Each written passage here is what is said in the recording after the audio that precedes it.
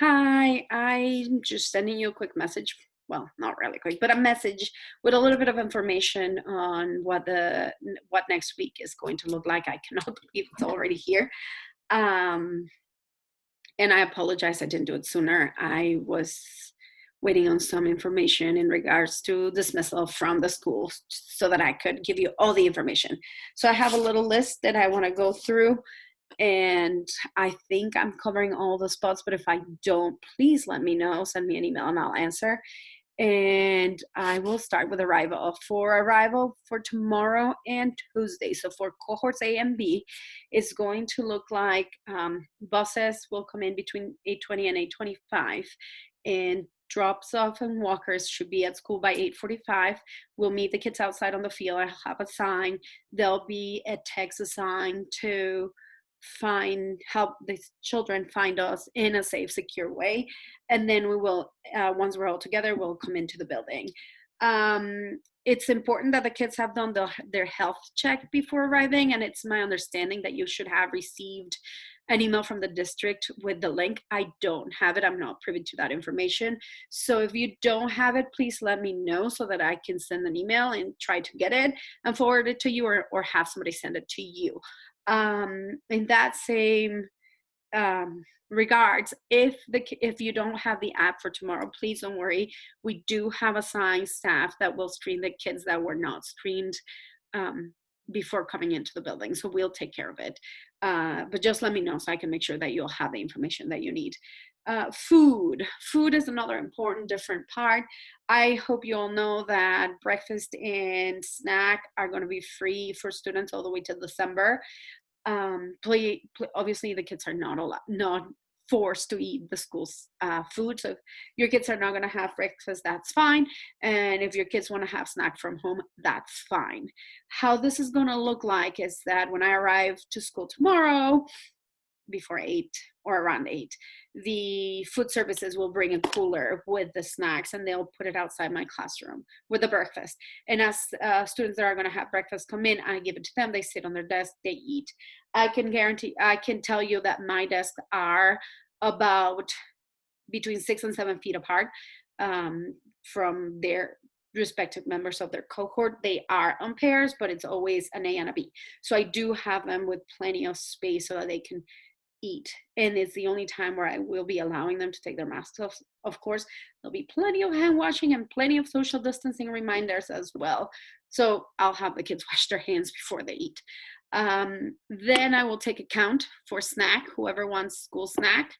And in the same way, I'll put the cooler out. Somebody will come pick it up, and they will drop off another cooler during snack time with snacks for the students that request a snack. Those who didn't request snack because they're going to be eating theirs from home, perfectly fine. I'll have the kids wash their hands, clean their desks, and then eat. Lunch is not at school, as you know, but students are allowed to choose lunch to bring home, and it's the same way. They'll bring it to me, I'll give it out to them, they'll take it home to eat or to community partners wherever they're going. Um, I just need to take count and know what they're doing.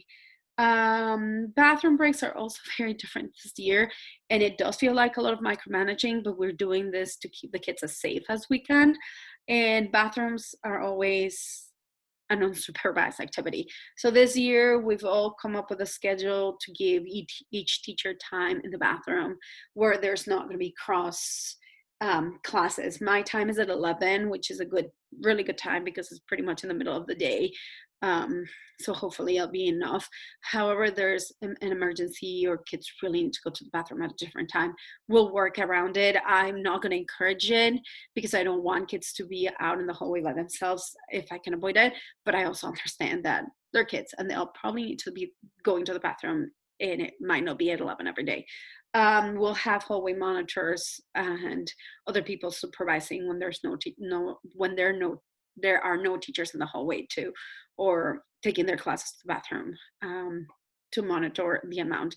And just know that we're only allowing 3 kids per bathroom, so 3 boys, 3 girls. We're trying to make it as quick as possible and as safe as possible. And we have some bathrooms that are closed, while some stalls that are closed and some urinals that are closed. We are doing everything that we can. The other difference this year, and it's also going to be a big one, is specials. So we're working on a 3-week rotating schedule. So we'll have the same special for the first 3 weeks, and we're doing this in hopes to minimize spread for the specialists, because they are the ones that are seeing the most amount of students. So we want to be safe. We are lucky this year to have 4, well, 1 PE teacher, 2 art teachers, and 2 music teachers. This 3-week period, we get music, and it's with Mr. Martel, and it's the last special of the day. So it will be at 12:40, from 12:40 to 1:25. And then it'll be dismissal and they'll go home.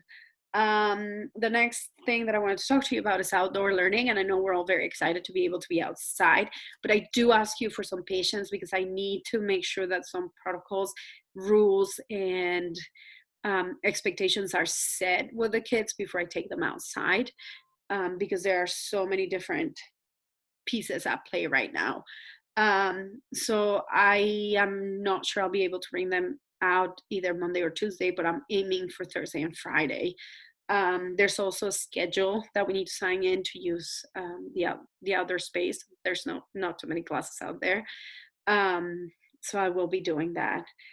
Movement breaks are what we have in lieu of recess, and they are designated spots and designated times. I believe our time is 11:45, and we have 20 to 30 minutes in which I can bring the kids outside to our designated space. For Monday and Tuesday will be the path between the field and the foresty area, and the kids can run around, play a little bit, staying socially distanced. If they are over 6 feet apart, I can let them take a mass break. Dismissal. Dismissal is a big one this year. We usually just let the kids go, and that's not going to fly. I can tell you that I was very involved with the dismissal plan. Actually, I made the dismissal plan, and then I run it by Sarah Rubin and Principal Williams, and they vetted it and modified it a little bit. So I feel very comfortable that we're doing the very best we can to protect the children during dismissal, and it's going to work. We're going to have the bussers go out first. We'll have a lot more staff in the hallways to ensure they walk on the right side. They're behind each other. They're keeping safe distance.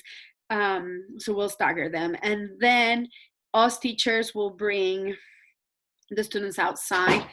We third to fifth grade will dismiss our walkers through the back, and then we'll bring pickups and community partners to the front, and we'll for now at least we'll make sure that they are handed out to their proper adult caring grown-up that is going to take them. That was a mouthful. I do need to tell you, because this is important for you, that I've had to request an accommodation due to my childcare situation. And in this case, my accommodation is that I need to leave before 1:30. My kids are going to St. James in Bedford because it's the only place that I could find that was full-time, and the schedules kind of worked for us. And I need to be there before 2 to pick them up, and it's quite a trek, if you can imagine. So the kids will be dismissed by Ms. DeMillo, and I will let the kids know, and I will make sure they know my expectations, that they understand the regulations. And Ms. DeMillo is really good with her following the rules, and they'll only really see her for 5 minutes at the end of the day. So once I hand my kids to specialists, I'll say goodbye to them. I'll remind them of the expectations. I'll have them all packed and the classroom clean, and then Ms. DeMillo will bring them outside. We'll send the buses out and then bring the rest outside, and she will do my dismissal. So that was important. And it will have a little bit of an impact on remote days, but I will tell you that in just 1 second, because that's my next step for remote days. So tomorrow, for you, your beautiful babies that are cohort B, that I'm not seeing tomorrow, I'm going to put a morning message on CISO, and that's the only thing I'm going to do because I haven't seen them and it's not really fair of me to ask them to be doing stuff. So I send your login information on a previous email with CISO and Bloom's, our blog, which is super important for you to sign on because from next week on, that's where I'm going to start posting everything. So if you don't have that email, please let me know so I can send you the information again. So CISO for my cohort B babies tomorrow. My cohort A babies will be bringing home a packet of math work and reading comprehension work. And I've stapled it and I wrote the return date on the top. I'm doing this because I understand that you all have different situations in terms of childcare and hybrid days and accessibility to devices. So I'm keeping the tech low for now on some of the hybrid days so that I kind of give everybody a chance to have some work to do as well. So right now, the only important sign-in information for your students, for your children, is CISO. I don't have an account. I'm waiting for the district to buy me a Raskits account. I don't have one right now, but that I know is super important for us because of the reading piece and the listening in Spanish piece. So I'm working on that one. And the only other website that I would use is Vocabulary, but I'm still waiting as well to see if there's going to be enough funds for me to purchase a subscription. So once your babies in cohort 8 will get their package tomorrow, it's dated for the following week. So they have a whole week to do everything that they have on that packet. I will have a morning message for them on Tuesday as well. So your cohort B babies will get the same packet on Tuesday, and that one needs to come back to me on the following Tuesday. And the only person touching them will be me. I will hand them out. I will put them in their desk for them to put away. And then when they come back, I will pick them up from their desks and I will let them sit for a little bit before I look at them. But I will look at them because I also think that's a very important piece of it, is that whatever work they get, that they're receiving feedback on so that they're actually motivated to do it. So I'm giving you a week so that you can organize it with whatever is going to work best for your time. I am trying to be as flexible as I can and hopefully accommodating everybody as much as I can. Wednesdays, I just found out that we're not allowed to use Zoom this year for the kids, so I need to set up Google Meet. I will have for this Wednesday a morning meeting at 9, so I can drop off my kids at school and then be here in time.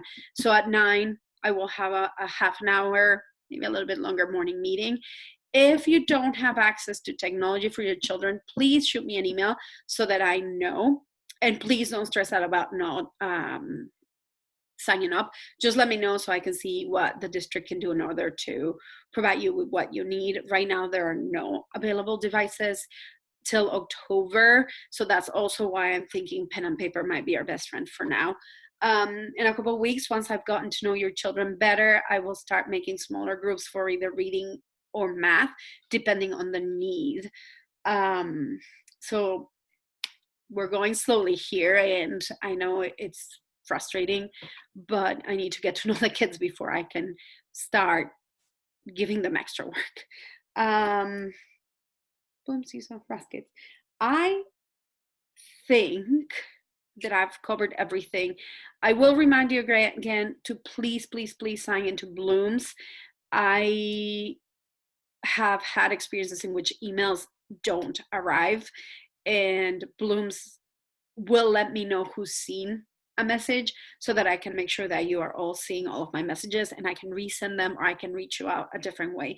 And that's where I'm going to mostly post everything for you, information for you, pictures for you, anything that I know, that I hear, that I feel like you need to know, I will do it through Bloom's. So please sign up. If you can't find the instructions for either Bloom's or, well, the instructions on Bloom's are going to be on this email. I'm not sending you the CISO one because it's different login information for different cohorts, but if you don't have it, let me know. And please know that I'm super excited to see your kids tomorrow and on Tuesday. And no matter what, I'm going to make it fun for them. and it's going to be a really good year.